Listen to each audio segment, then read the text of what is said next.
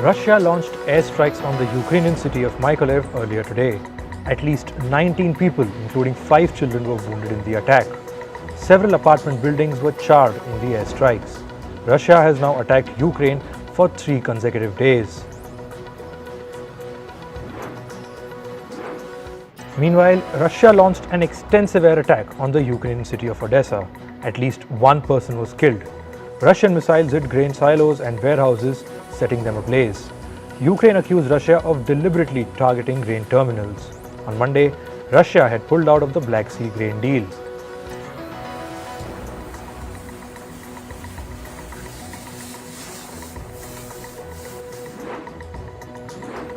Navies of Russia and China held military drills in the Sea of Japan. The drills included locating submarines, escorting vehicles, and live-fire drills. Moscow has deployed 2 submarines along with 2 ships. Beijing has sent 5 surface ships for the drills. The exercise has been codenamed Northern Interaction 2023.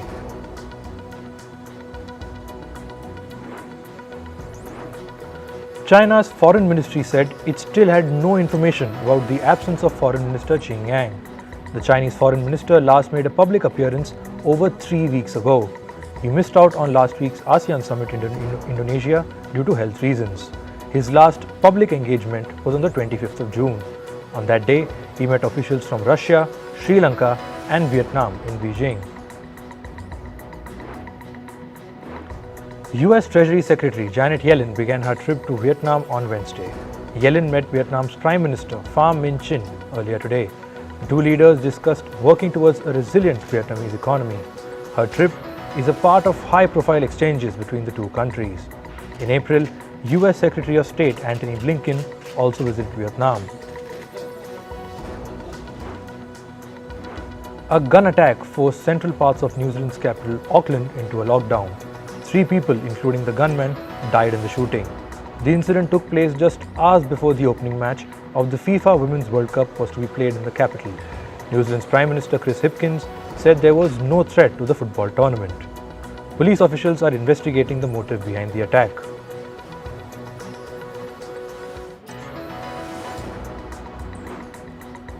A video showing women being paraded naked in India's northeastern state of Manipur has gone viral.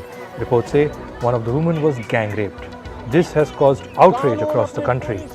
India's Prime Minister Narendra Modi said, and I quote, "I assure the nation that no guilty will be spared."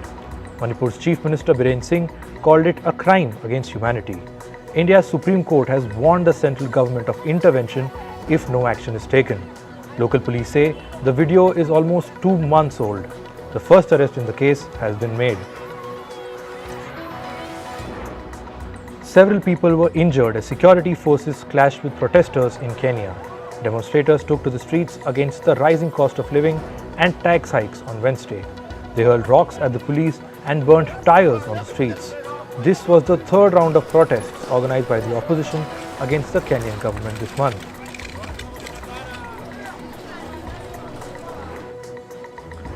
At least 9 people were injured due to an explosion in the South African city of Johannesburg. The blast caused several cars to overturn. It also left a huge crater in the road. Officials say the explosion was caused due to a gas leak. This is the 2nd gas leak in Johannesburg this month. In July, a gas leak caused the death of at least 16 people, including 3 children.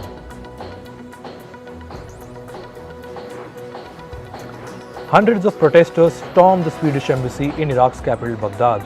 Demonstrators set parts of the building on fire. Swedish embassy officials say all their staff were safe. These protests erupted over permission for another Quran burning, which was approved by the Nordic nation as freedom of speech.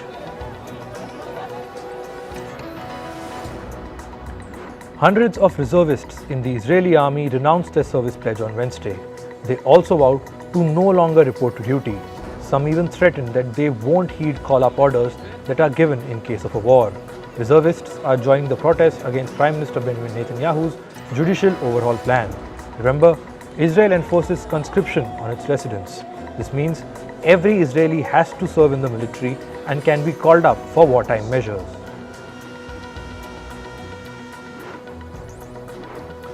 Meanwhile, hundreds of retired soldiers and reservists are protesting in the Latin American nation of Colombia. Veterans filled the streets of Colombia's capital Bogota on Wednesday. They were demonstrating against Colombian President Gustavo Petro. The veterans alleged that Petro's peace policies favored armed rebel groups that are in the country. They added that the policies would drastically reduce the powers of the military. Violence erupted as protesters clashed with police in the Latin American nation of Peru. Groups of demonstrators were marching to the parliament when they were stopped by Peru's police in the capital city of Lima. The protesters demanded the removal of President Dina Boluarte. They also called for early elections and a new constitution. In climate, a landslide in the Indian state of Maharashtra has killed at least 10 people. Rescue workers are searching for more than 100 others who are feared to be trapped. The land gave way in the middle of the night after incessant rain soaked the slopes. Multiple landslides have also occurred in the country's northern state of Jammu and Kashmir. Heavy rain has battered multiple regions in southeast China. The rainfall began on Wednesday and is expected to continue over the next 3 days. Scattered or heavy rainstorms also occurred in some provinces. Northern China, which has been hit by record-breaking heat waves, is also expected to have heavy rainfall in the coming days. The Ministry of Water Resources has warned that the rainfall could potentially increase the risks of flooding and landslides. The US state of Kentucky has received over 27 centimeters of rainfall, breaking a local record. In western Kentucky, about 90,000 homes and businesses were without power. Several rounds of prolific thunderstorms knocked down power lines and trees across the area. No initial reports of injuries or deaths have been reported so far. Meanwhile, a powerful tornado flattened buildings and knocked down trees in parts of the US state of North Carolina. Reports say the tornado lasted for about an hour, spanning a distance of 32 kilometers. A facility of the pharma company Pfizer has sustained significant damage. However, there were no reports of serious injuries to residents in the area. At least 2 people were killed in a storm that hit the north of Croatia. Footage showed trees blown over by high winds and cars passing through flooded streets in the capital city of Zagreb. Doctors say that the 2 male victims died of head injuries from falling trees in the region. Residents in Saudi Arabia are struggling with scorching heat. Temperatures in the capital city of Riyadh is expected to reach up to 48 degrees Celsius. To cope with the heat, many people have chosen to stay indoors. Meanwhile, water sprinklers and air conditioners have been set up in outdoor areas. Migrants stuck in Mexico are facing temperatures of up to 43 degrees Celsius. This comes while they wait for appointments to apply for asylum in the United States. Many resort to the shade of the tents in the migrant camps or nearby parks. Services such as water, electricity, and even doctor services have been curtailed. This has brought down the migrants' hope of reaching the US. In business, according to reports, Apple is working on new artificial intelligence tools. This includes an AI chatbot that some engineers call Apple GPT. With its new offerings, Apple is aiming to compete with the sensational ChatGPT and Google's Bard. This is significant because the iPhone maker had so far held back from any big moves in the AI space, unlike its peers. Meanwhile, Google is exploring or rather using artificial intelligence tools to write news articles. It is in talks with news organizations to use the tools to assist journalists. These AI tools could assist journalists with options for headlines or different writing styles. Google says it could help journalists enhance their work and productivity. Netflix has extended its crackdown on password sharing in India. The company has begun emailing its customers in the country to inform them about the latest changes. In the email, Netflix emphasizes that accounts are exclusively meant to be used within a single household. In May this year, the streaming giant started imposing these restrictions in more than 100 countries, including the US and the UK. Meanwhile, in the US and the UK, Netflix has scrapped its $10 monthly basic plan. Under this, users could watch shows and movies without commercials. The move is expected to attract more users to the company's ad-supported plan. In November last year, the streaming giant launched an ad-supported subscription plan for $7 per month. This is a cheaper alternative to the ad-free plans. In the US, the lowest ad-free monthly subscription will now begin at $16. Michael Moritz, a veteran at Sequoia Capital, is leaving the company after 38 years. This is according to reports. Moritz is one of the most well-known investors in the technology space. He helped Sequoia become one of the most high-profile venture capital firms. Moritz will now focus on Sequoia Heritage, which he helped launch in 2010. Sequoia Heritage is a $15 billion wealth management fund that is independent of Sequoia Capital. China has hit back at the US over Washington's potential trade controls. China's ambassador to Washington, Xi Feng, has said that Beijing does not want a trade or tech war. However, he added that the country will definitely respond if America imposes more curbs on its chip sector. Xi was referring to recent reports that said the US could prohibit the export of AI chips to China.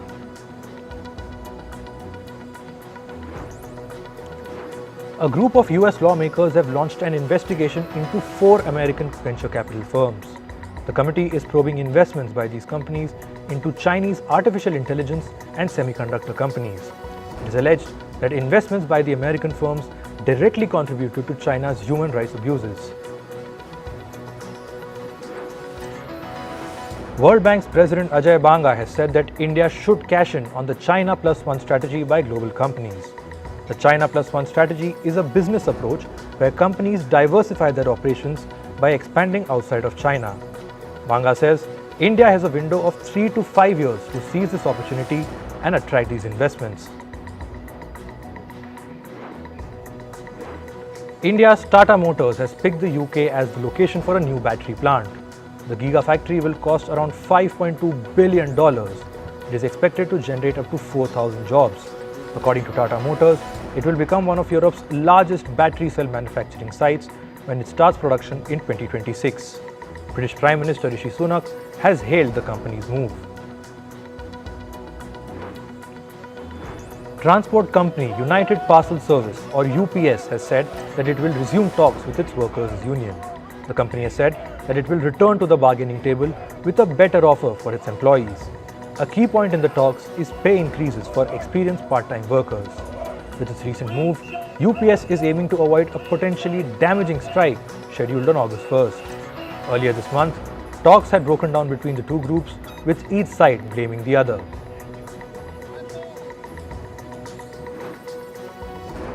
Moving to sports, in cricket, the second match of the two-day test series the test series between India and West Indies will begin today. India defeated West Indies in the first match and are eyeing another big win. This will be the 100th time the two teams will battle each other in Test cricket. The first ever Test match played between West Indies and India was during the 1948-49 season.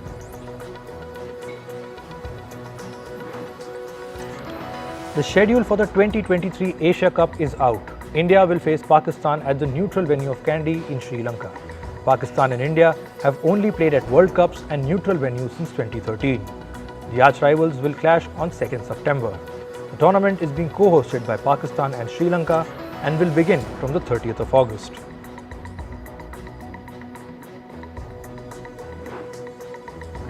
In football, New Zealand won 1-0 against Norway in the Women's World Cup opener. Hannah Wilkinson scored the goal for New Zealand in the 48th minute of the match. This is New Zealand's first ever victory at the tournament. Both the teams have played against each other only once in the Women's World Cup before.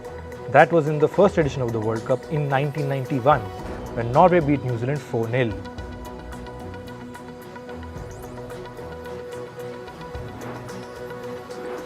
English Premier League side Liverpool have reached an agreement with Saudi club Al Ittifaq for the sale of their captain for $15 million.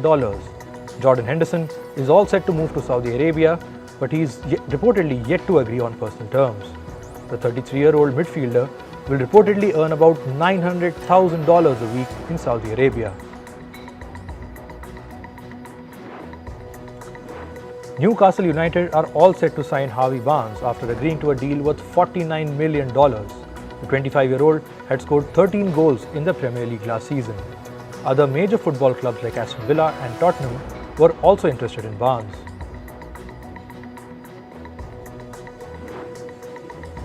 Manchester City have agreed to sign Josko Vardiol from the German club RB Leipzig. Man City will pay over $110 million for Vardiol. The 21-year-old defender has already completed the first part of his medical at Manchester City. This is City's second summer signing after the midfielder Mateo Kovacic, who joined from Chelsea. German football giants Bayern Munich won 27-0 against 9th-tier side FC Roter Tegern in a pre-season match. The match was part of Bayern's training camp at Tegernsee before they embark on an Asia tour. Back in 2019, Bayern beat Roter Tegern 23-0 as part of their annual pre-season.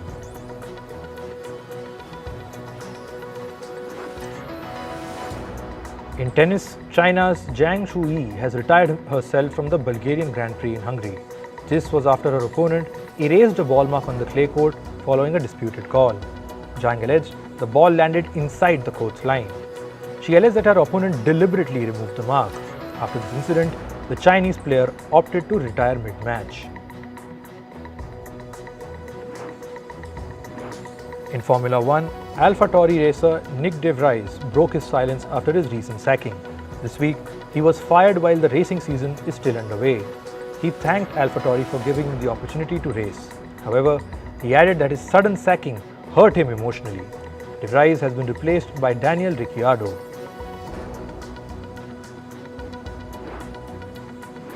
In athletics, Nigerian sprinter Tobi Amusan has been charged with an anti-doping rule violation. Amusan allegedly missed her last 3 drug tests over the course of 12 months. The world record holder addressed the concern on her Instagram. She said, and I quote, "I am a clean athlete. If convicted, the Nigerian athlete could be banned for up to 2 years."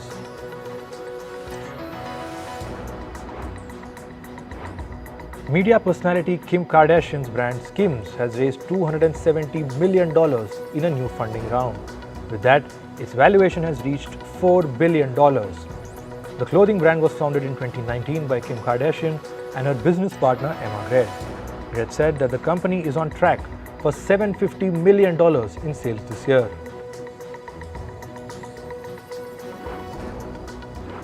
Universal Studios have denied allegations that they were making conditions for striking actors and writers more difficult amid a heat wave.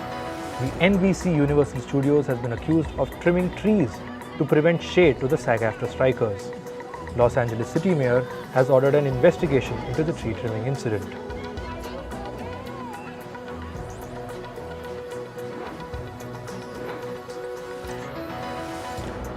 Bron Studios, the Canadian production and financing company, has filed for bankruptcy. The company is famous for co-financing projects like the movie Joker. The company filed for Chapter 15 bankruptcy in the United States.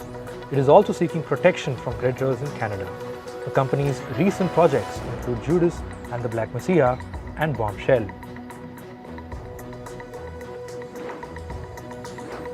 Film director John M. Chu has shared an update on the filming of the movie Wicked amid actors and a writer's strike.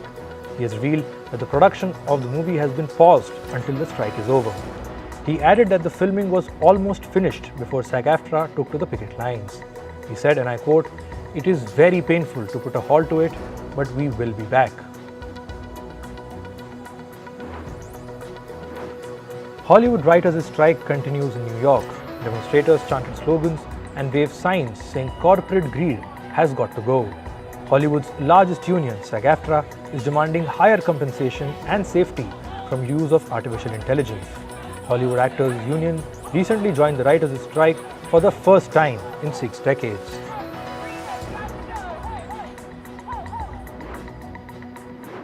Actor Margot Robbie recalled being at a rehearsal for her upcoming movie Barbie and experiencing existential crisis. The actor said, and I quote, "I think we are putting a lot of expectations on ourselves to be good, to be everything, rather, and do everything and be perfect." Her upcoming movie follows stereotypical Barbie who suddenly faces an existential crisis before entering the real world.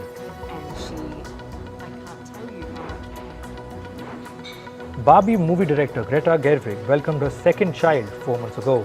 Gerwig welcomed her child privately and revealed that she hasn't been sleeping well ever since the little boy arrived. Gerwig announced her pregnancy when she appeared on The Tonight Show starring Jimmy Fallon in December. American actor Dylan Sprouse and Hungarian model Barbara Palvin are now married. The couple tied the knot in a private ceremony. 30-year-old Sprouse and 29-year-old Palvin had been dating for 5 years and got engaged last month. Sprouse is famous for playing the role of Zack Martin in the hit Disney show The Sweet Life of Zack and Cody.